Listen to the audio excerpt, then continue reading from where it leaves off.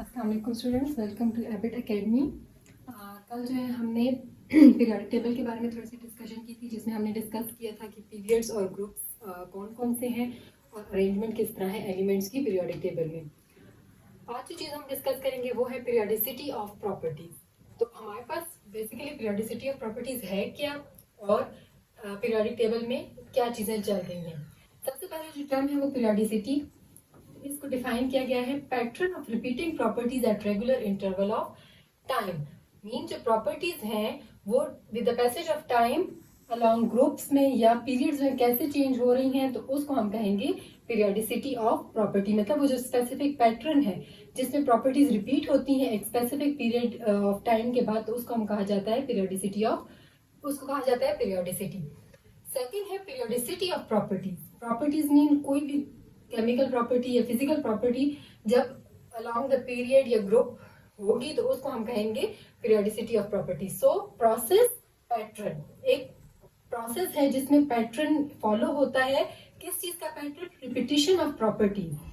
जो specific properties हैं उनका जो रिपीटिशन का प्रोसेस है, किसमें? ग्रुप्स एंड पीरियड्स में with certain interval of time. Specific time period के बाद जो प्रॉपर्टीज का चेंज आता है अलोंग द ग्रुप या पीरियड, तो उसको कहा जाता है पीरियोडिसिटी ऑफ प्रॉपर्टीज।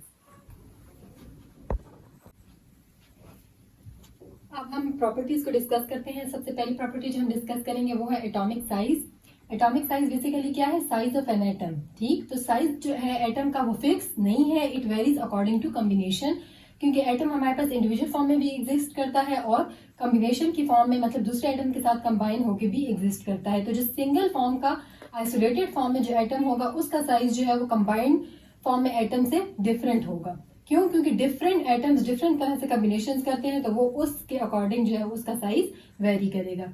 अब हमारे पास साइज ऑफ एटम जो हम डिस्कस करेंगे, हम 3 टर्म्स में करेंगे। एक है atomic radii, second one is covalent radii and third one is ionic radii.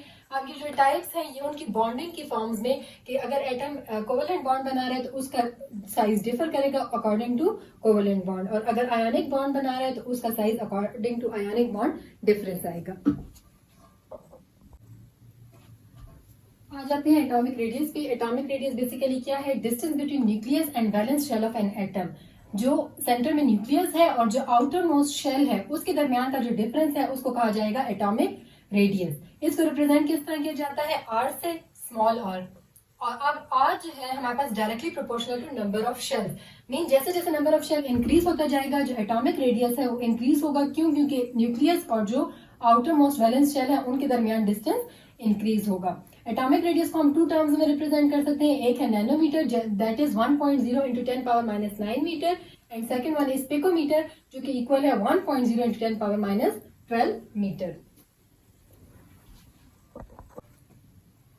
अब एटॉमिक रेडियस के ट्रेंड्स हम डिस्कस करेंगे पीरियोडिक टेबल में। सबसे पहले हम डिस्कस करते हैं atomic radius in groups. Groups mean top to bottom. So top to bottom atomic radii increases, mean जैसे जैसे हम नीचे चलते जाएंगे एटॉमिक रेडियस इंक्रीज होता जाएगा। इसके 2 रीजंस हैं। Number 1 is addition of new shells, क्योंकि टॉप टू बॉटम जो है वो एटॉमिक नंबर इंक्रीज हो रहा है, number of shells add up होते जा रहे हैं। तो हमने स्टार्ट में बात की कि एटॉमिक रेडियस बेसिकली क्या है? Distance between centre of nucleus and valence shell. तो वो जैसे जैसे नंबर इंक्रीज होता जाएगा, number of shells add up होते जाएंगे और distance down the group increase होगा, जिसकी वजह से एटॉमिक रेडियस इंक्रीज होता है। सेकंड है shielding effect of electron. Mean अब जैसे जैसे हम जा रहे हैं, शील्डिंग इफेक्ट बेसिकली क्या है कि जो सेंटर में न्यूक्लियस मौजूद है उसके गिर्द इलेक्ट्रॉन रिवॉल्व करें, तो force of attraction between central nucleus and the valence electron को हम कहते हैं शील्डिंग इफेक्ट। लेकिन वो फोर्स रिड्यूस होती जाएगी डाउन द ग्रुप। रीजन क्या है? क्योंकि जो इलेक्ट्रॉन्स हैं वो उनके आपस में इनर इलेक्ट्रॉन्स की रिपल्जन होगी, इनर इलेक्ट्रॉन और आउटर इलेक्ट्रॉन की। सो जो force of attraction between central nucleus and the outer most electron with the passage of time down the group decreases, जिसकी वजह से हमारे पास इंक्रीज आता है एटॉमिक रेडियस में। अब हम आ जाते हैं trends of atomic radius in periods. मतलब पीरियड्स में जो है वो atomic radius whether it decreases और increases. So from left to right in a period atomic radius जो है वो डिक्रीज करता है। अब रीजन हम डिस्कस करेंगे। जैसे जैसे हम लेफ्ट टू राइट जाते हैं तो हमारे पास एटॉमिक नंबर इंक्रीज होगा। ठीक है, atomic number increase mean addition of electron in the same shell. अब एडिशन ऑफ इलेक्ट्रॉन की वजह से क्या होगा? नंबर ऑफ इलेक्ट्रॉन जब इंक्रीज हुआ तो mean number of proton also increases.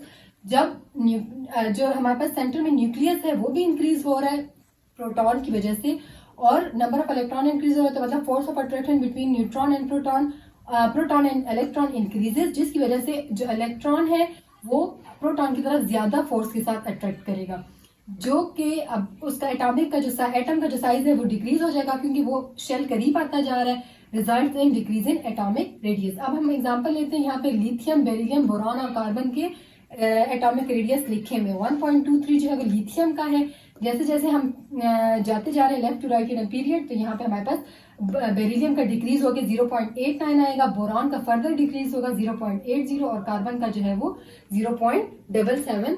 So left to right जब हम जाएंगे तो एटॉमिक रेडियस डिक्रीज होगा because of addition of electron, so force of attraction between proton and electron increases, results in the decrease in atomic radius. अब हम आ जाते हैं कोवेलेंट रेडियाई पे। कोवेलेंट रेडियाई को कैसे डिफाइन किया गया है? 1/2 of distance between nuclei of two similar atoms of same molecule, तो उसको कहेंगे हम कोवेलेंट रेडियाई। फॉर एग्जांपल यहाँ पे हमारे पास एक एटम ए है, एक एटम बी है, ये इनके सेंट्रल न्यूक्लियसेस हैं, तो इन दोनों एटम्स के सेंट्रल न्यूक्लियस के दरमियान जो डिस्टेंस है उसको रिप्रेजेंट किया गया है डी से, और इसका हाफ हमारे पास आ जाएगा कोवेलेंट रेडियस। फॉर एग्जाम्पल यहाँ पे क्लोरीन था, एक क्लोरीन का एटम दूसरा क्लोरीन का एटम दोनों आपस में कंबाइन हुए कोवेलेंट बॉन्ड के थ्रू, और हमारे पास बना क्लोरीन मॉलिक्यूल। अब इस क्लोरीन मॉलिक्यूल के जो सेंट्रल दोनों के न्यूक्लियाई हैं इनके दरमियान का डिस्टेंस था 199 pm। इसको हमने डिवाइड किया 2 पे, तो वो हमारे पास आ गया 100 pm which is equal to the radius of covalent radii, हमारे पास वैल्यू हो जाएगी। नेक्स्ट प्रॉपर्टी है आयनाइजेशन पोटेंशियल। आयनाइजेशन पोटेंशियल का जो नेक्स्ट नेम है वो क्या है? Ionization energy. मीन ये दोनों नामों से इसको आप प्रोनाउंस कर सकते हैं।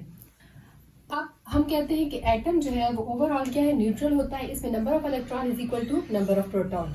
लेकिन अगर हमें इसमें से, क्योंकि इलेक्ट्रॉन जो है वो आउटर मोस्ट शेल में होते हैं, तो अगर हमें इलेक्ट्रॉन को रिमूव करना पड़े तो उसके स्टेबल स्ट्रक्चर को मतलब स्टेबल स्ट्रक्चर ऑफ एटम से हमें इलेक्ट्रॉन रिमूव करने के लिए एनर्जी रिक्वायर्ड होगी, और जब इलेक्ट्रॉन रिमूव हो जाएगा तो हमारे पास एटम या बैलेंस जो है इलेक्ट्रॉन प्रोटॉन का डिस्टर्ब हो जाएगा, जिसके इलेक्ट्रॉन अगर हमने रिमूव किया तो प्रोटॉन का नंबर हमारे पास इंक्रीज हो जाएगा, और इलेक्ट्रॉन का नंबर, क्योंकि इलेक्ट्रॉन चला गया तो वो ओवरऑल एटम पे पॉजिटिव चार्ज आ जाएगा इलेक्ट्रॉन के केस में। तो इस प्रोसेस को, जिसमें एनर्जी के थ्रू हम इलेक्ट्रॉन रिमूव करते हैं एटम के न्यूट्रल जो फॉर्म है उसमें से, और जिसकी रिजल्ट में क्या बनता है? हमारे पास एक आयनिक फॉर्म आ जाती है एटम की, तो इस प्रोसेस को हम कहते हैं आयनाइजेशन। इसको अगर सिंबॉलिकली देखा जाए तो वो किस तरह रिप्रेजेंट किया जाता है कि एटम है, गैसियस फॉर्म में है, एनर्जी रिक्वायर्ड है, और एनर्जी किसके लिए रिक्वायर्ड है? इलेक्ट्रॉन के रिमूवल के लिए। जब ये सारा प्रोसेस हो गया तो रिजल्ट में हमारे पास क्या आया? कैटाइन, जो कि मतलब पॉजिटिव फॉर्म में एटम प्लस इलेक्ट्रॉन। यहाँ पे देखें ये ए को हमने एटम से रिप्रेजेंट किया है गैसियस फॉर्म में, रिमूवल ऑफ इलेक्ट्रॉन हुआ और हमारे पास जो रिमेनिंग एटम रह गया उसके ऊपर पॉजिटिव चार्ज अपेयर हो गया। क्यों? क्योंकि जो इलेक्ट्रॉन और प्रोटॉन का बैलेंस था वो डिस्टर्ब हो गया, एज अ रिजल्ट एटम पे पॉजिटिव चार्ज आ गया। अब हम कहते हैं आयनाइजेशन एनर्जी क्या है? आयनाइजेशन एनर्जी को डिफाइन किया गया है minimum amount of energy required to remove valence electron from the outer most shell of gaseous form of atom to form positive ion.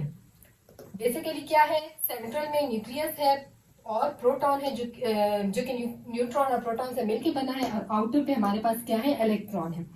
अब एनर्जी चाहिए, तो अब वो जो मिनिमम अमाउंट ऑफ एनर्जी चाहिए किसी भी एटम से जो है वो इलेक्ट्रॉन को रिमूव करने के लिए, ताकि हमारे पास पॉजिटिव आयन बन सके, उस अमाउंट ऑफ एनर्जी को कहा जाता है आयनाइजेशन एनर्जी। और आयनाइजेशन एनर्जी को मेजर किन यूनिट्स में किया जाता है? या उसको जाउल में मेजर किया जाता है, और या फिर किलो जाउल में मेजर किया जाता है पर मोल के हिसाब से।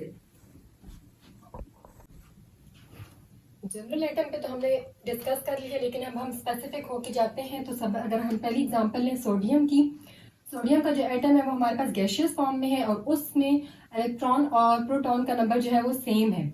लेकिन अगर हमें एक इलेक्ट्रॉन रिमूव करना है तो अमाउंट ऑफ एनर्जी चाहिए होगी, और वो अमाउंट ऑफ एनर्जी कितनी है? 496 किलो जाउल पर मोल। ये एनर्जी हमने प्रोवाइड की, हमारे पास एक इलेक्ट्रॉन रिमूव हो गया, और जो सोडियम है वो हमारे पास क्या हो गया? पॉजिटिव आयन ज्यादा हो गया, और एक इलेक्ट्रॉन रिमूव होने की वजह से हमारे पास सोडियम जो है वो पॉजिटिव आयन में आ गया। इस अमाउंट ऑफ एनर्जी को कहा जाएगा आयनाइजेशन एनर्जी ऑफ सोडियम। अगर हम मैग्नीशियम की एग्जांपल लें, मैग्नीशियम हमारे पास गैसियस फॉर्म में है, एनर्जी रिक्वायर्ड है इलेक्ट्रॉन को रिमूव करने के लिए। आफ्टर रिमूवल ऑफ इलेक्ट्रॉन हमारे पास क्या आ जाएगा, मैग्नीशियम पॉजिटिव आयन, और जो एनर्जी रिक्वायर्ड है वो कितनी है, 738 किलो जूल पर मोल। अब आउटर मोस्ट में हमारे पास एक इलेक्ट्रॉन भी हो सकता है, दो भी हो सकते हैं। तो अगर हमें पहला इलेक्ट्रॉन रिमूव करना है उसको हम कहेंगे फर्स्ट आयनाइजेशन एनर्जी, जो रिक्वायर्ड होगी रिमूव करने के लिए इलेक्ट्रॉन को।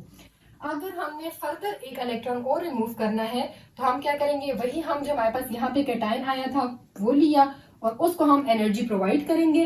अब यहाँ पे हमें ज्यादा अमाउंट एनर्जी की रिक्वायर्ड होगी, क्यों, क्योंकि अब जो इलेक्ट्रॉन है एक रिमूव हो चुका है, तो दूसरे इलेक्ट्रॉन पे जो न्यूक्लियस की ग्रिप है वो ज्यादा हो गई है। अब उस इलेक्ट्रॉन को रिमूव करने के लिए हमारी जो अमाउंट ऑफ एनर्जी है वो भी हमें ज्यादा चाहिए। यहाँ पे सेकंड इलेक्ट्रॉन को रिमूव करने के लिए कितनी एनर्जी चाहिए, 1450 किलो जूल पर मोल। ये इतनी एनर्जी प्रोवाइड करेंगे तो तब इलेक्ट्रॉन इस काबिल होगा कि वो वहां से निकल सके। यहाँ पे हमारे पास डबल पॉजिटिव चार्ज क्यों हुआ, कि यहाँ पे अब हमारे पास ये जो मैग्नीशियम का एटम है इसमें प्रोटॉन ज्यादा हो गए हैं और 2 इलेक्ट्रॉन हम रिमूव कर चुके हैं। तो जो एनर्जी पहले इलेक्ट्रॉन को रिमूव करने के लिए चाहिए उसको हम कहेंगे फर्स्ट आयनाइजेशन एनर्जी, और जो एनर्जी हमें सेकंड इलेक्ट्रॉन को रिमूव करने के लिए चाहिए उसको हम कहेंगे। अब आ जाते हैं कुछ फैक्टर्स जो कि आयनाइजेशन पोटेंशियल को जो है वो अफेक्ट करते हैं। उनमें से सबसे पहले है एटॉमिक रेडियस ऑफ एटम।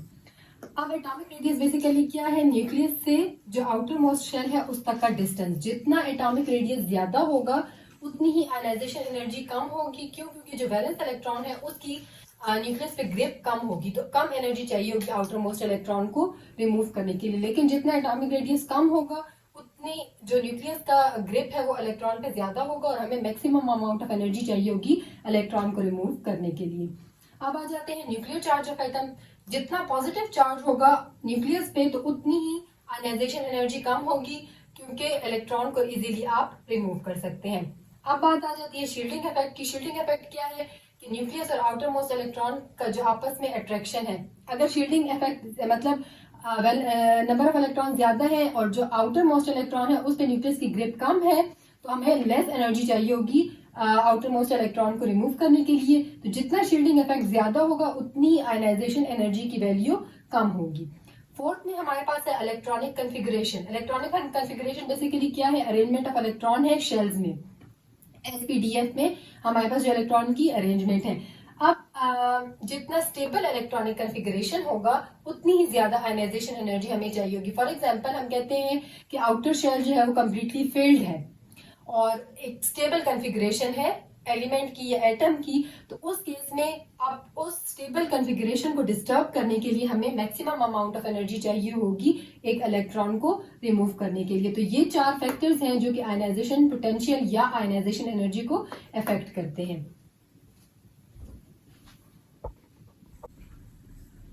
अब हम आ जाते हैं आयनाइजेशन पोटेंशियल के ट्रेंड्स ग्रुप में और पीरियड्स में। सबसे पहले हम ट्रेंड्स इन ग्रुप डिस्कस करेंगे। आयनाइजेशन पोटेंशियल या आयनाइजेशन एनर्जी जो है उसकी वैल्यू डिक्रीज करेगी as we move down the group because of increase in atomic size. जैसे जैसे हम ग्रुप में नीचे जाते जाते हैं हमारे पास एटॉमिक साइज इंक्रीज होता है। एटॉमिक साइज इंक्रीज का मतलब ये है कि जो आउटर इलेक्ट्रॉन है वो न्यूक्लियस से दूर होते जाएंगे, तो जो न्यूक्लियस की इलेक्ट्रॉन पे ग्रिप कम हो जाएगी जिसकी वजह से वो इजीली रिमूव हो जाएंगे। तो जो ऊपर एलिमेंट्स हैं उनकी आयनाइजेशन एनर्जी वैल्यू ज्यादा है, हमें ज्यादा एनर्जी चाहिए इलेक्ट्रॉन को रिमूव करने के लिए। जबकि नीचे हम जब जाएंगे ग्रुप में तो वहां पे आयनाइजेशन एनर्जी की वैल्यू डिक्रीज होगी क्योंकि इलेक्ट्रॉन इजीली रिमूव हो सकेगा। सेकंड आ जाते हैं ट्रेंड्स इन पीरियड।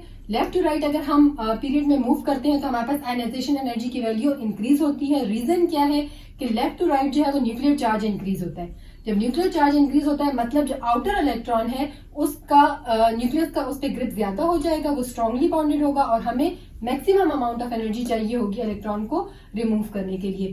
तो जब हमारे पास लेफ्ट टू राइट हम जब जाएंगे तो हमारे पास आयनाइजेशन एनर्जी की वैल्यू इंक्रीज होती जाएगी, हमें मैक्सिमम एनर्जी चाहिए होगी इलेक्ट्रॉन को रिमूव करने के लिए। इंशाल्लाह नेक्स्ट वीडियो में हम इलेक्ट्रॉन एफिनिटी, इलेक्ट्रोनेगेटिविटी और शील्डिंग इफेक्ट को डिस्कस करेंगे। तब तक के लिए अल्लाह हाफिज।